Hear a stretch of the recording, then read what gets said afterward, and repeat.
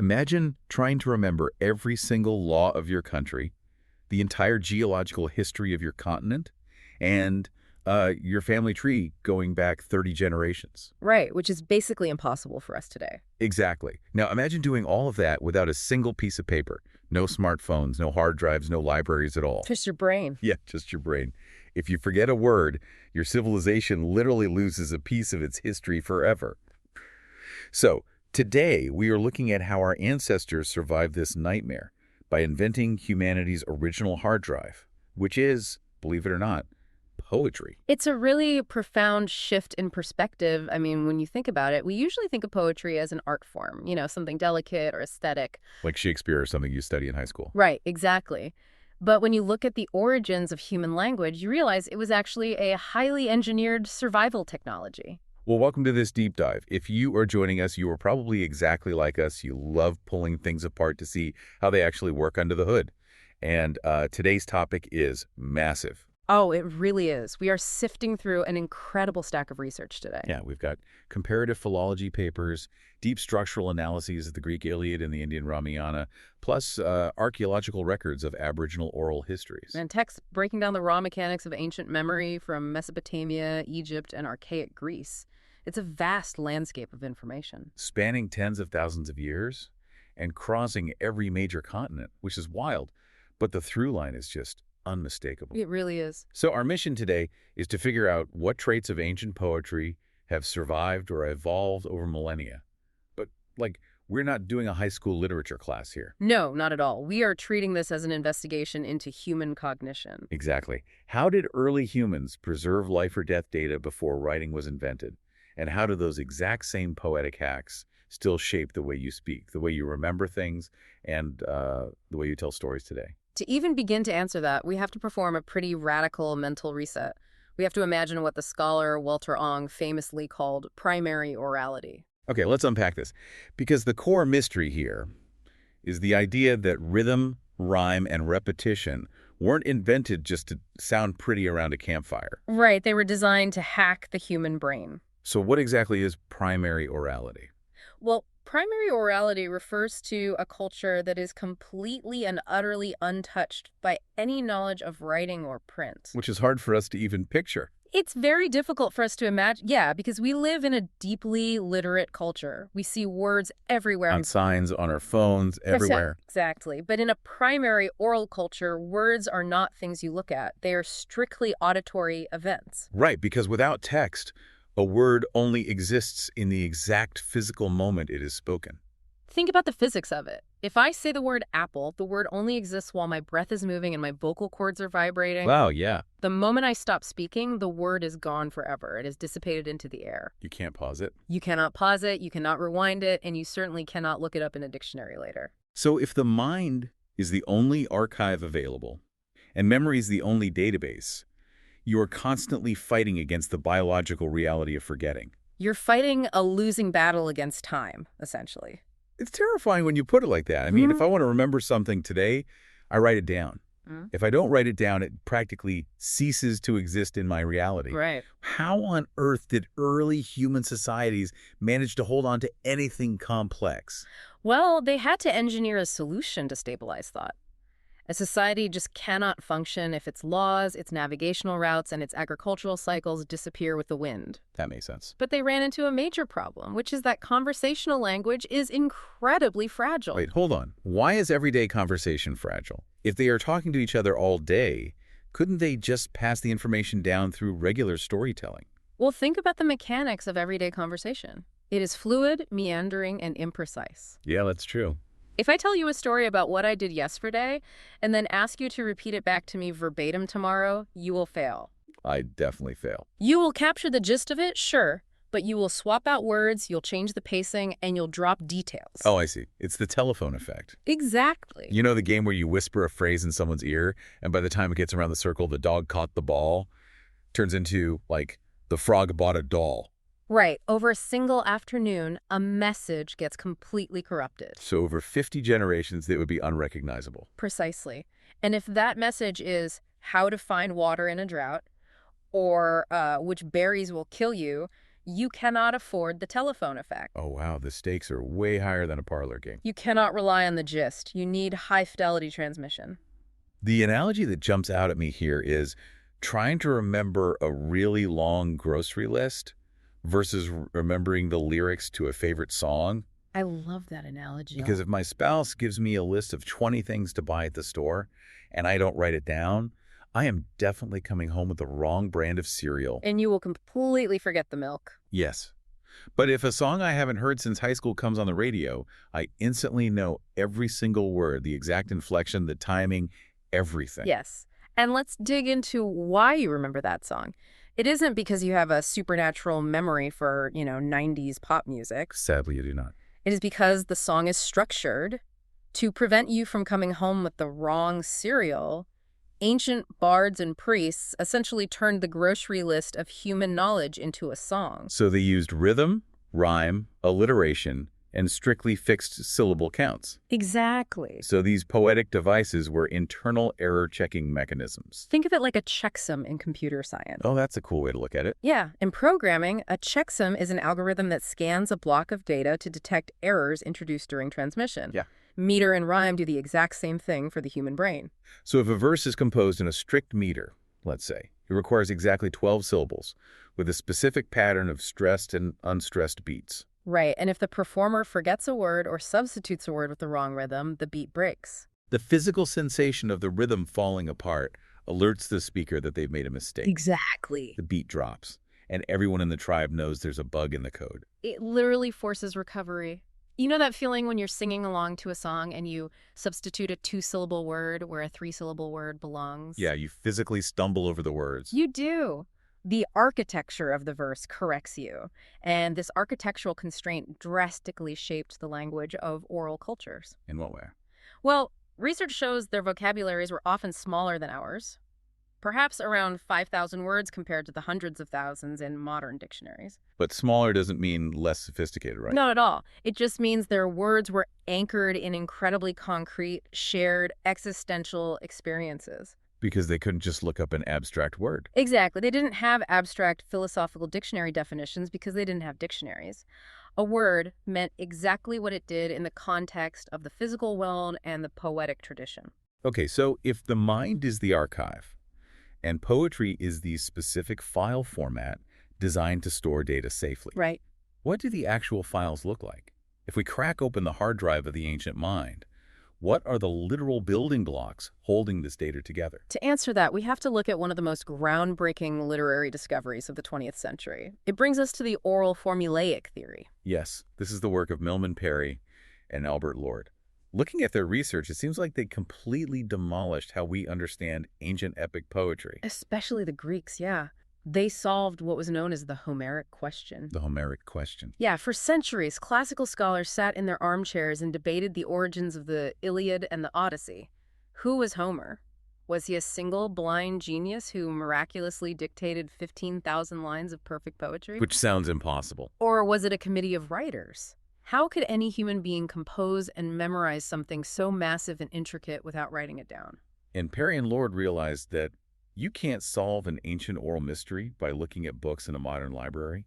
Right. So in the 1930s, they traveled to the Balkans, specifically Yugoslavia, to study the local guslari. Who were they? These were traditional, illiterate singers who played a one-stringed instrument called a gusle, and they could perform massive epic poems purely from memory. Wow. They would sing for hours and hours, night after night. So they basically found living, breathing Homers. Yes, they did. And by studying these living performers, recording them, and interviewing them, Parry and Lord cracked the code. What did they find out? They realized that these ancient epic singers didn't memorize fixed, static texts word for word. It wasn't like a stage actor memorizing Hamlet. Which would be impossible anyway. You can't just memorize 15,000 lines of prose perfectly. You really can't. Instead, they discovered that these bards composed extemporaneously in the actual moment in performance by relying on what Parry defined as the formula.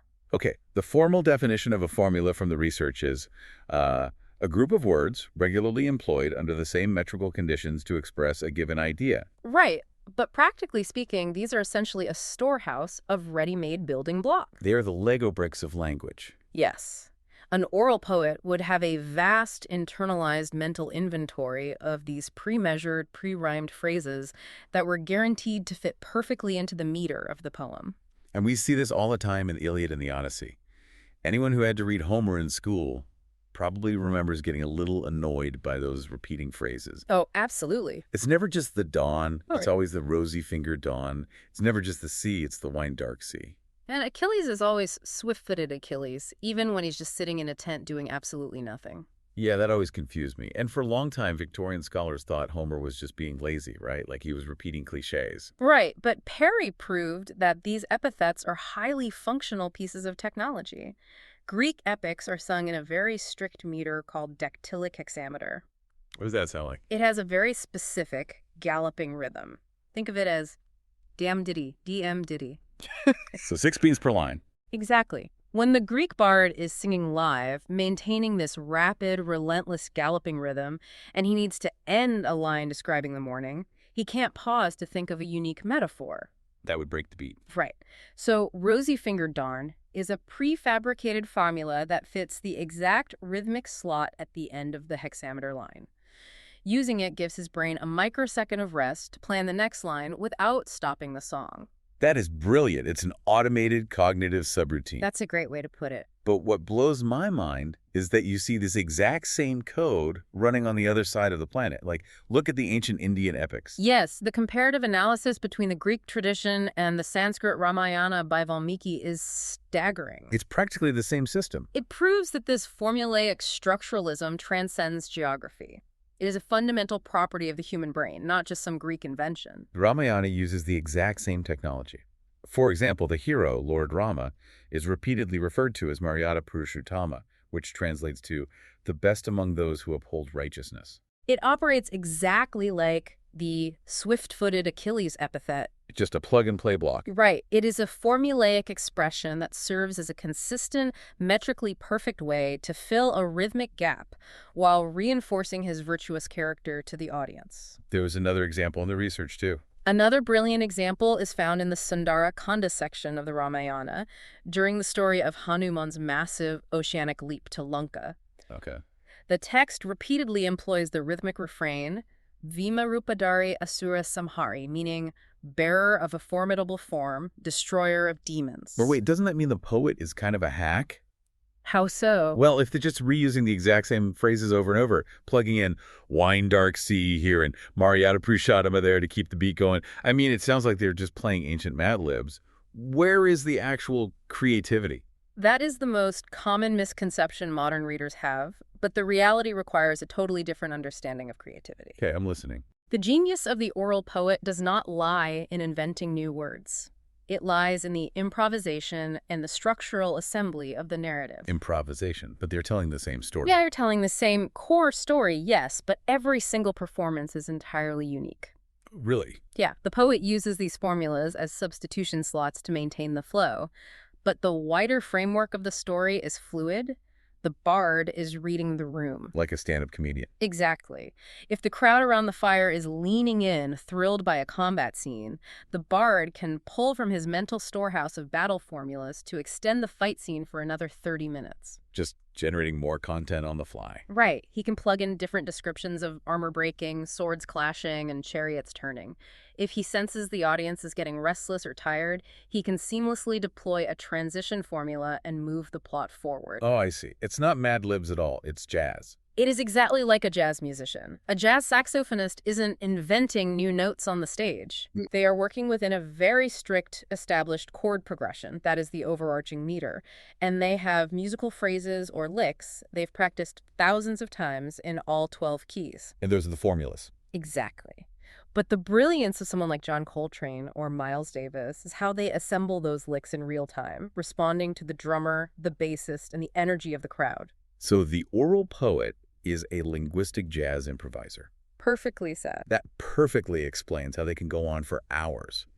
These Lego bricks are incredibly effective tools for thinking on your feet. They really are. But a pile of bricks isn't enough, you know? If I'm standing in front of an audience for 4 hours trying to remember a massive epic, I'd still lose my place in the larger narrative. Sure. Need a blueprint.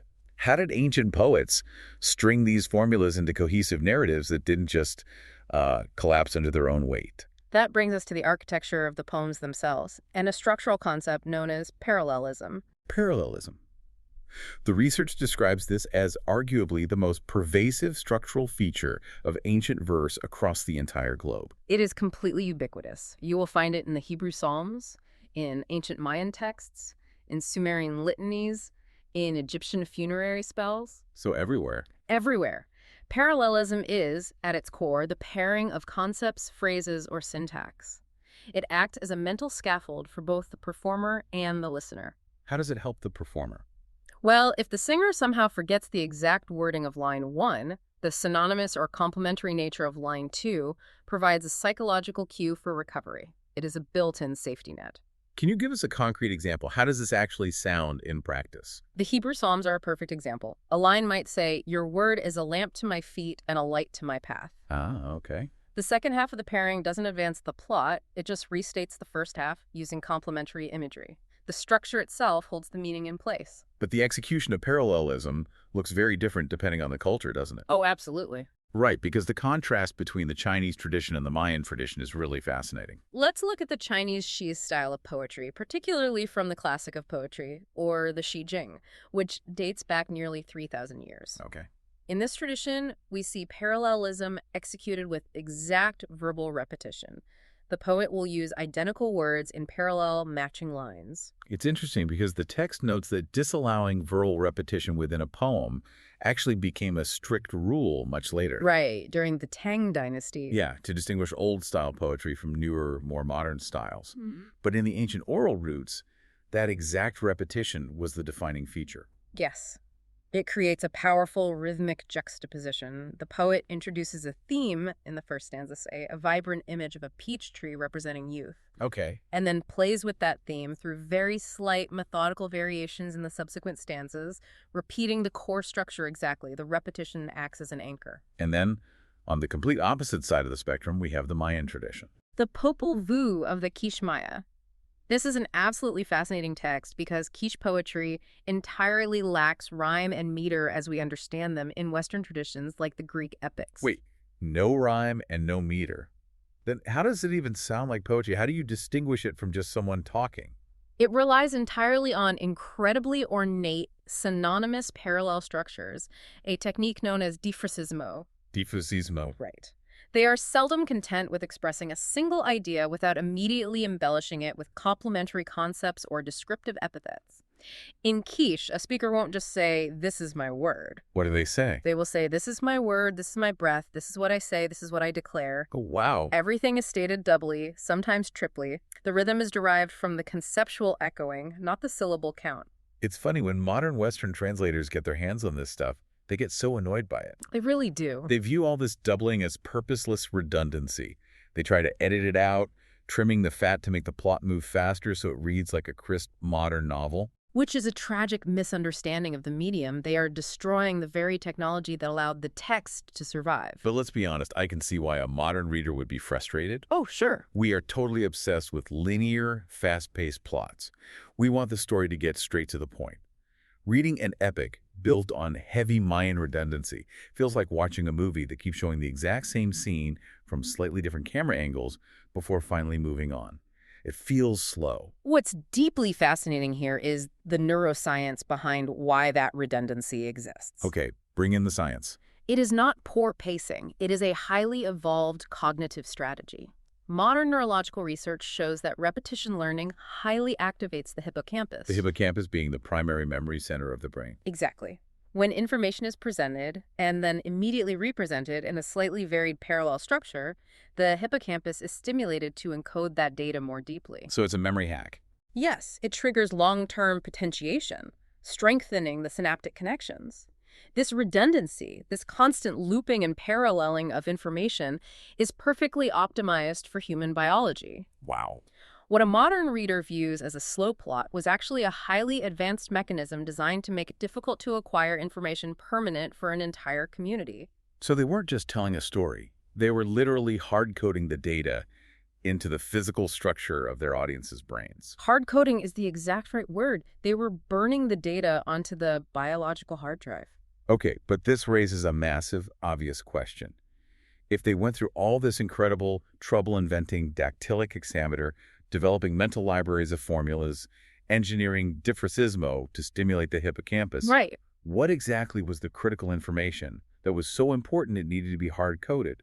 We aren't just talking about entertaining fairy tales here. No, we are not. And this is where the study of oral tradition intersects with hardcore physical science. This was honestly one of the most mind-bending details from the research. Ancient oral poetry didn't just tell fun, fictional stories about gods and monsters.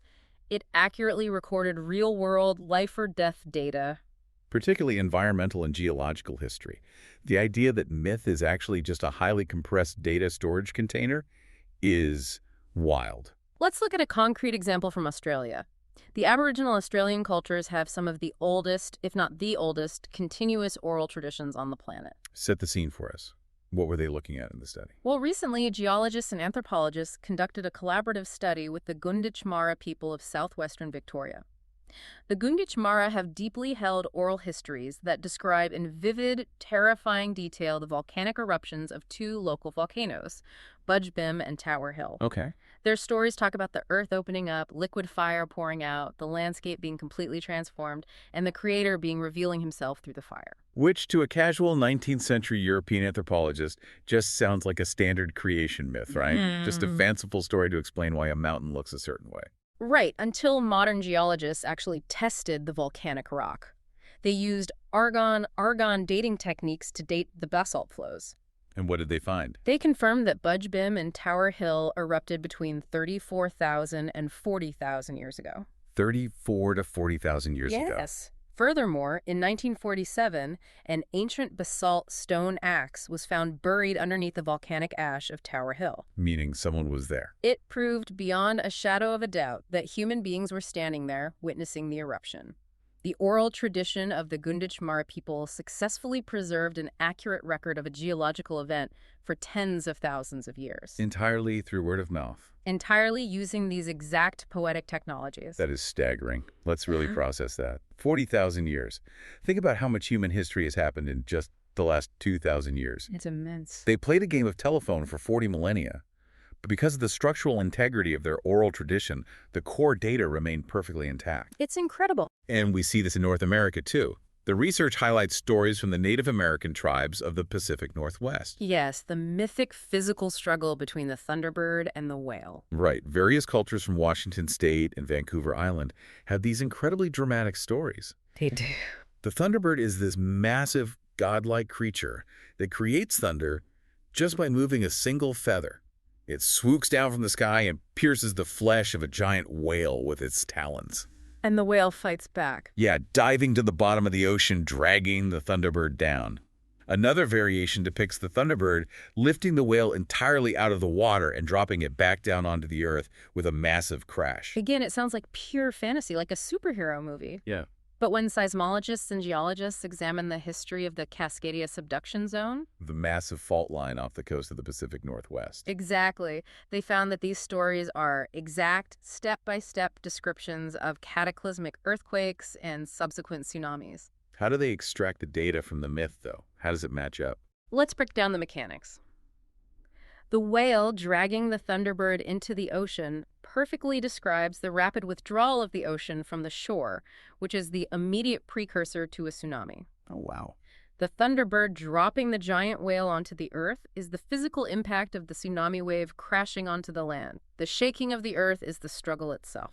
And it gets even crazier because science was actually able to date this specific myth. Yes. By combining indigenous oral accounts, which detailed a winter night terror where the ocean wiped out entire villages, with Japanese historical records of an orphan tsunami arriving in January. And dendrochronology, too, right? Yes, which is the study of tree rings in the ghost forests of Washington. Geologists pinpointed the exact date. So when was it? The thunderbird and whale myth perfectly aligns with a massive magnitude 9.0 earthquake that occurred on January 26, 1700. Another variation of the myth aligns with the quake in 900 CE. So the myth is an incredibly precise regional seismic record. Exactly. If we pull back the lens even further, the research also explores global archetypes.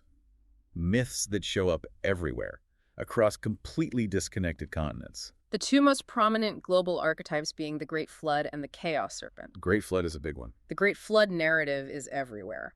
It is heavily detailed in the Mesopotamian epic of Gilgamesh, the Akkadian Atrahasis, the Hebrew Book of Genesis, the Mayan Popol Vuh, and Hindu traditions. What's the function of it? It almost always serves as a historical reset, a profound environmental trauma etched into the human consciousness. And what about the Chaos Serpent? That is the archetypal battle between a creator deity and a monstrous riding serpent or dragon, representing the chaotic, untamed forces of nature. Like who?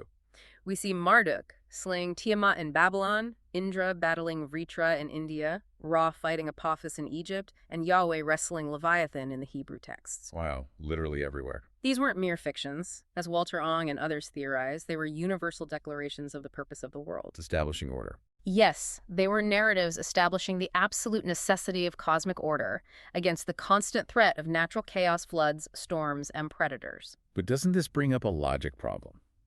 What do you mean? If these ancient people wanted to warn their descendants about an earthquake or a volcano or the danger of floods, why dress it up in a story about a thunderbird or a chaos serpent? Ah, I see. Why not just pass down a simple, straightforward rule? Hey, when the ground shakes, run up the mountain. Watch out for the big wave. Why encode it in a poem about magical creatures? Because raw data is incredibly fragile. A simple rule lacks emotional resonance. So it's easy to forget. Exactly. If I give you a sterile list of safety instructions, you might remember it for a week, maybe a month.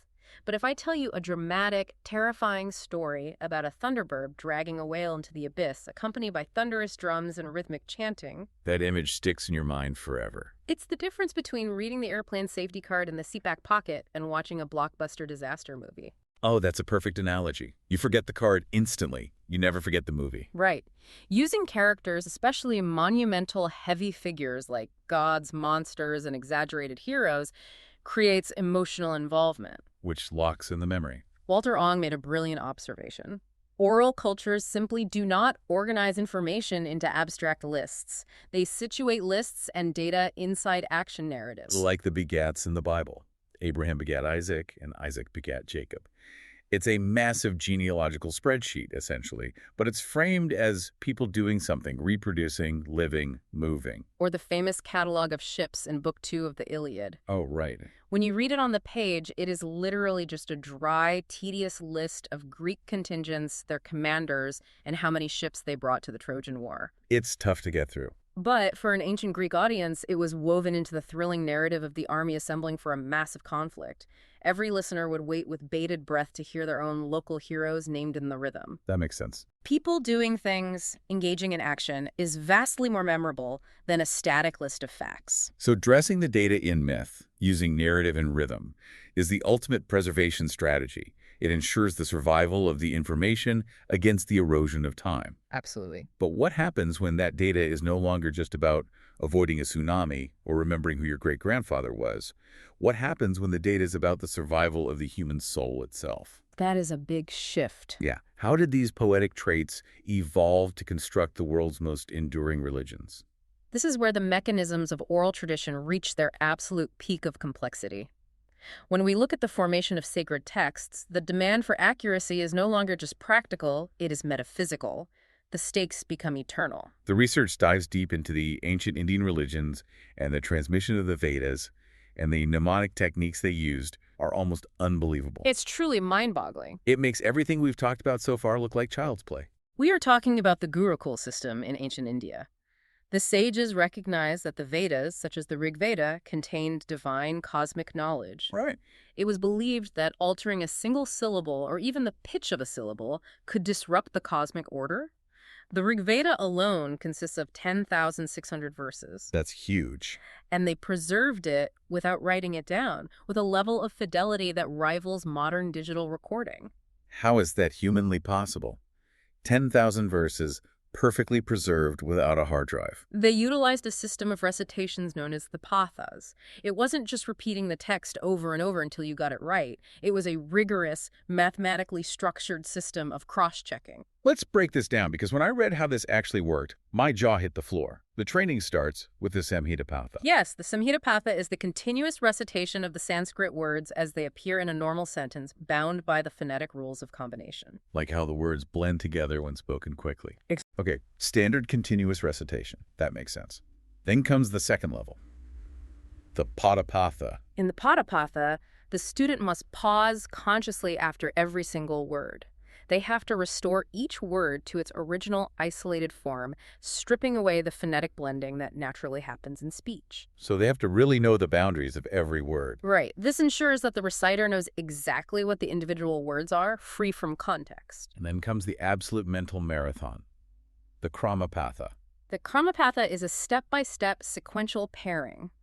Let's use a simple English sentence to demonstrate. Okay, go for it. If the text is, "The quick brown fox jumps," the student must recite it by pairing the words forward. The quick brown fox jumps. Wow, that requires intense concentration, but they didn't stop there. No, they didn't. They moved to variations like the Jatapatha, which involved reversing the order of the word pairs mathematically. How does that It sound? goes forward, backward, forward. So the quick brown, quick brown. My brain already hurts. And the final boss of this system is the Ganapatha. The Ganapatha is staggeringly complex.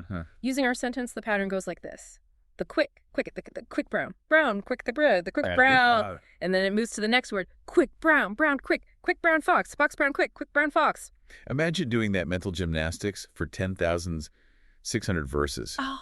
It is a literal verbal Rubik's Cube. It is an impenetrable cryptographic hash. As scholar Michael Witzel noted, this ensured an impeccable textual transmission that is essentially like a tape recording. Because if you make a mistake, it falls apart. Right. If a student drops a word or mispronounces a syllable, the mathematical sequence instantly breaks down and exposes the error. This system preserved not just the exact words in the exact order for millennia, but also the long-lost musical and tonal accents of the ancient Vedic language. That is just an astonishing testament to the capacity of the human brain. It really is. But the Vedas aren't the only sacred texts rooted in this oral technology. The research also closely examines Islam and the revelation of the Quran. Yes, the Quran provides an incredibly clear window into the power of the oral milieu. Because it was revealed in an oral culture, right? The text was revealed to the Prophet Muhammad in the 7th century in an environment where very few people were literate. Paper was practically non-existent in the Bedouin desert. So memory was everything. The primary mode of cultural expression, memory, and art for the pre-Islamic Arabs was highly structured, deeply rhythmic oral poetry. And the very word Quran means recitation in Arabic, right? It implies it is meant to be spoken aloud, not read silently. Correct. And modern scholars like Alan Dundas and Andrew G. Bannister have done fascinating computational analyses of the original Arabic text to understand its structure. What did they find? Bannister used a sophisticated computer database to analyze the phraseology, and he estimated that depending on the length of the phrase you look at, between 23% and 52% of the Quran consists of oral formulas. Just like Homer's formulas. What do those look like in the context of the Quran? Often they are the attributes of Allah the Almighty, the All-Wise, the All-Knowing, the Merciful. Okay. These frequently appear as rhythmic doublets at the end of verses, providing a thematic anchor and closing out the rhyme. There are also repeated narrative phrases like, Allah created the heavens and the earth, which appears 19 times in the text. So the rhythmic style, the rhymes, the repeating formulas, they weren't just there to sound beautiful and divine. They were specifically designed to facilitate memorization, the practice of hifz. Yes. Because written copies of the Quran were scarce, expensive, and took months to produce by hand, reciting from memory was the absolute predominant mode of preserving the faith. And the rhythm makes it possible. The highly rhythmic, formulaic structure made it vastly easier to commit the entire book to memory. This created an unbroken chain of human transmitter. From the very beginning. Exactly. From Muhammad and his companions who memorized the revelations all the way down through the centuries to the millions of Muslims today who recite the entire text from memory during the month of Ramadan. I think we have to pause here and address a really sensitive point. Sure. When we talk about sacred texts, whether we are talking about the Vedas, the Quran, or the Bible, and we analyze them using terms like formulas or poetic hacks, doesn't that upset believers? It's a fair concern. Does applying the oral formulaic theory diminish the divine nature of these texts? Doesn't it imply they are just human inventions? It is a crucial question, and it requires careful navigation. But the short answer is no. Analyzing the structure of transmission does not make a theological judgment on the source of the revelation. How do believers reconcile the science with their faith, then? Well, for billions of believers across different faiths, the oral formulaic nature of these texts is not seen as a human flaw. It is seen as a profound feature of divine wisdom. Think about it logically from a theological perspective. If God, or the divine, is going to communicate ultimate truths to humanity, it makes perfect sense that the communication would be formatted in the exact cognitive structure that is perfectly optimized for human memory and preservation. So God is speaking in parallelisms and formulas because that's the language the human hard drive naturally reads. Exactly. The medium is an integral part of the message. We see this explicitly acknowledged in the Catholic and Eastern Orthodox traditions, which the research also touches upon. Oh, really? Yeah, they do not rely on scripture alone. They explicitly elevate sacred tradition. What is that? This is the living, breathing teachings of Christ passed on orally by the apostles through their preaching, their rituals, and their example, preserved from generation to generation. Ah, I see. The unbroken oral transmission is viewed as equally sacred and practically necessary alongside the written word. That is a profound way to look at it. The rhythm, the repetition, the strict phrasing, they aren't signs of human limitation. They are the necessary, magnificent vessels designed to carry eternal truths through the biological minds of flawed humans. Beautifully said. But eventually, the landscape changed. Humanity didn't just have biological minds anymore. We invented the pen, the clay stylus, the printing press. We did. What happened to all of these ancient auditory hacks when we finally transitioned to the page? This brings us to a fascinating historical process known as ossification. Ossification, like turning to bone. Exactly.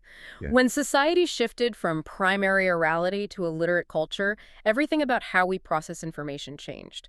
But it wasn't an instant switch. Right. When scribes in ancient Mesopotamia began pressing wedge-shaped cuneiform into wet clay tablets, or when Egyptian priests began carving hieroglyphs into the massive stone walls of tombs, they didn't magically invent a whole new written language with new rules. They just wrote down the oral language. They transcribed the spoken performance. Exactly. They wrote down the dactylic hexameters, the formulas, the parallelisms, the repetitive epithets. And writing provided humanity with incredible permanence. A clay tablet baked in a fire can survive under the sand for 5,000 years. But that permanence came at a significant cost. It ossified or froze the text. Because it was no longer a fluid, live performance adapting to an audience. Right. In the oral tradition, as we discussed with the jazz improvisation analogy, the bard adapted the story to the live audience's reactions.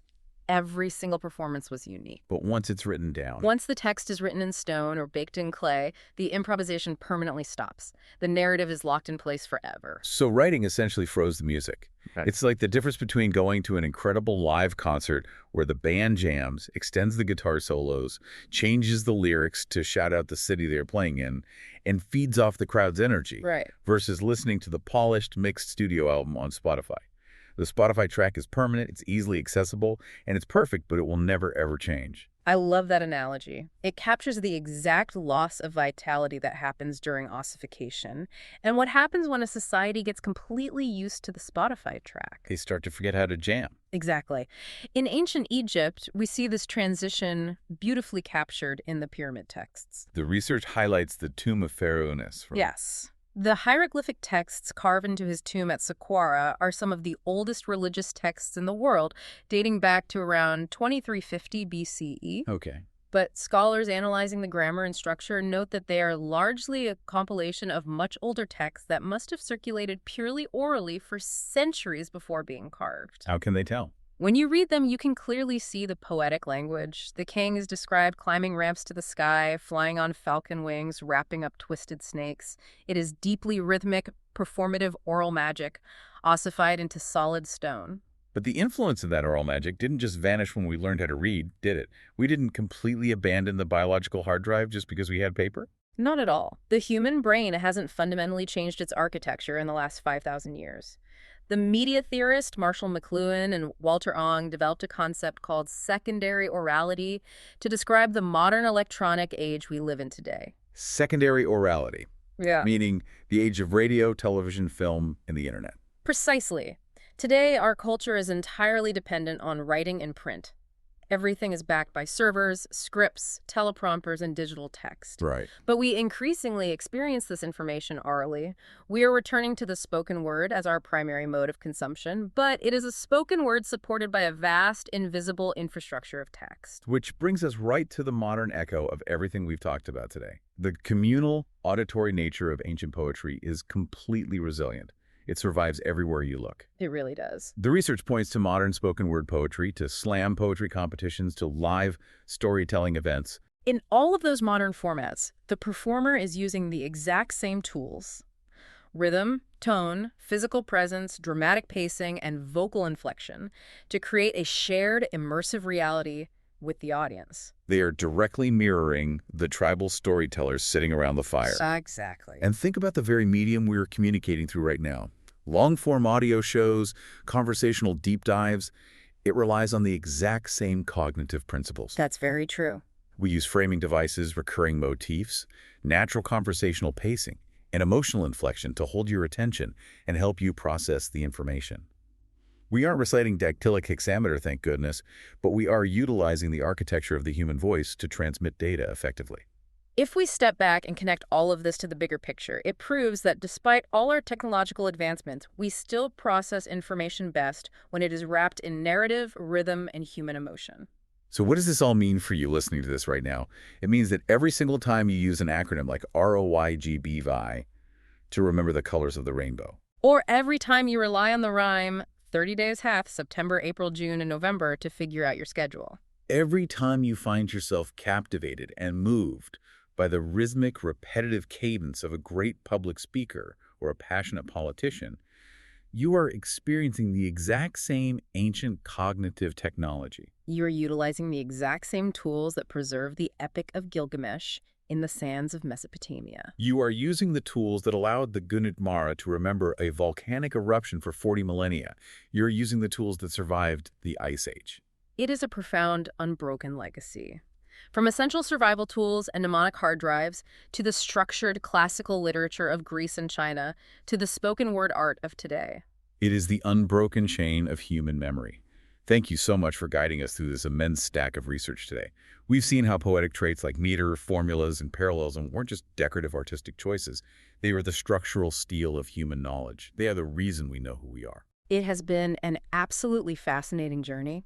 The transition from the mind as the archive to the page and back to the modern auditory world is the defining shift in human history. But I want to leave you, our listener, with a final lingering idea to mull over. For 40,000 years, humanity's greatest superpower was our ability to store vast libraries of knowledge inside the biological rhythm of the human mind. We had to literally sing our world into existence every single generation to keep from forgetting it. Right. Now we outsource almost 100% of our memory. We hand our navigation over to GPS, our schedules to our smartphones, our history to the cloud, and our problem-solving to AI. If our brains are no longer required to hold the data of our civilization through song, rhyme, and focused memory, what exactly is the human mind evolving to do next? What happens to us when the music finally stops? That is quite the thought. Thank you for joining us on this deep dive. Keep exploring, keep asking questions, and we'll see you next time.